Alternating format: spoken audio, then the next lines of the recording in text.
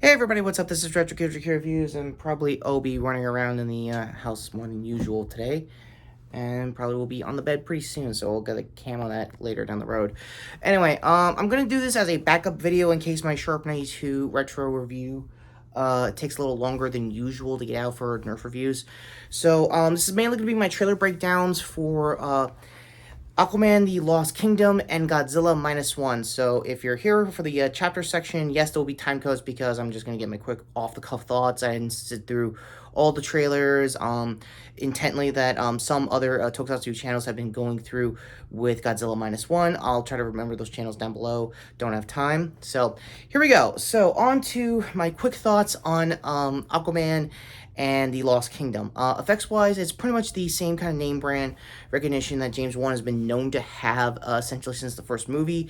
And if you're going to be watching it as the finishing line for the DCEU, I highly recommend Watch Terror Database's full timeline breakdown. I never really got around to doing a full video on that as either the real Nerf Red Hood or anybody from the Bat family as my quiet little, I guess, acknowledgement for the writer's strike.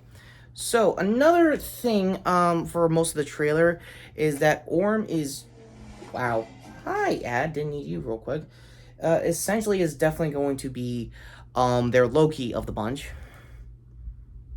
Okay.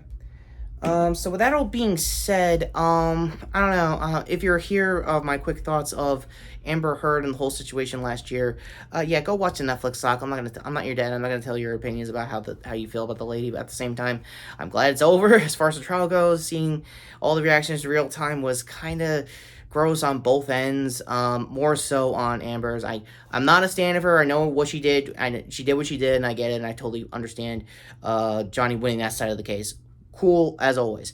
However, I want to move on, and with that transition out of the way, my quick thoughts on Godzilla -1. This is going to be yet another big Toho Godzilla movie coming off of the heels of Shin Godzilla nearly 7 years ago. Wow. I can tell. So I don't know if is this going to be like a limited release nationwide here in the States, because they do have a December 1st release schedule.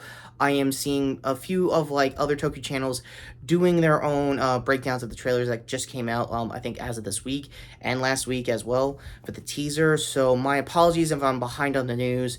I am not a huge Godzilla guy as I was during and after the Legendary saga as well. Also, I'm very much reluctantly going to have to keep my Apple TV subscription for that new show that's going to be dropping pretty soon, so I'll probably do a quick review of that as well, and along with my Gamera thoughts, because I know that anime adaptation of that story is out. Also, surprise, surprise for the kaiju fans out here, I'm not a Gamera guy, and yes, he is friend to all children, but is he a friend to anime children? We'll find out soon when I see that animation, that Netflix adaptation. So, speaking of back on track to Godzilla -1, it is another remake. This isn't like Shin Godzilla where everyone has to like figure out how to handle him in the modern day. No, this is everyone trying to figure him out in post-war Japan after, World War II. So that's basically been the core concept and hook of Godzilla for the last almost 70 years now, since the 50s.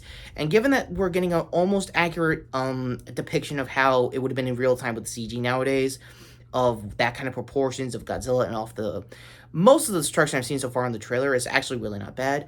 I'm gonna actually recommend, before I get to the end cards, YMS's Adam himself doing a pretty earnest reaction. He's not a huge kaiju fan, you can obviously tell throughout the reaction on his stream highlight, but it actually is pretty much down the middle kind of road for probably most critics are going to be.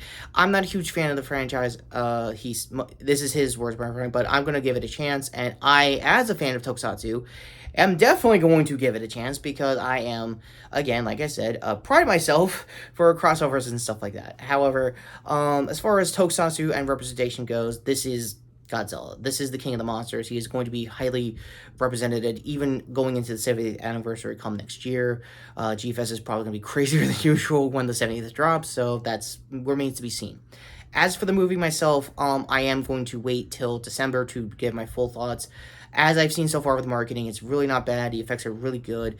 It is true to its form, Toho trying to use CG to mimic as much of their original miniature roots of Tokusatsu, so it's going to be very good to see that as well. Will it be in a limited environment just like Shin Kamara was earlier this year, card in my review? I think the only card other than the trailers I've been doing lately. Also, I forgot to mention at the top of the video, there will be time codes down below to my reacts of all two trailers. Wow. Ultimately, yeah, this is a pretty weird timeline for Tokusatsu fans. We're feasting with a decent Kamen adaptation that was here in the States, and come probably later this month, Spider-Man PS5's sequel to Spider-Man PS4 is gonna have Miles in a Tokusatsu suit. Yeah, we feasting, and that was almost my cold opening for this video, just letting you know in advance.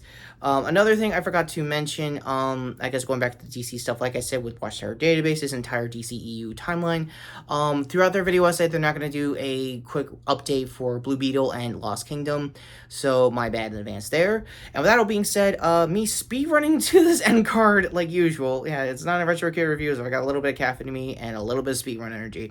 Anyway, end card here to either my Sharp 92 review or my current review of the One Piece Netflix adaptation a week and a half later, and I still can't believe they pulled it off. Not kidding, that's genuine both on and off character. How did you do it? Seriously. Other hand here to my Critical Role episode 72 or 71 reaction. Again, this is on Thursday, so again, either one is still going to be there. Speaking of CR merch here to sub the channel, and if I remembered from the header, speaking of Mortal Kombat content, they might be doing a one-shot with MK1 lore, so that'll be fun to react if I have time to do a full review on that one-shot alone next week. So with that all being said, take care, subscribe. This is Retrokid Review saying, yeah, I think I'm getting ready for the King of the Monsters. Yeah, what's one more round? One more round, Toho. Let's see what you got.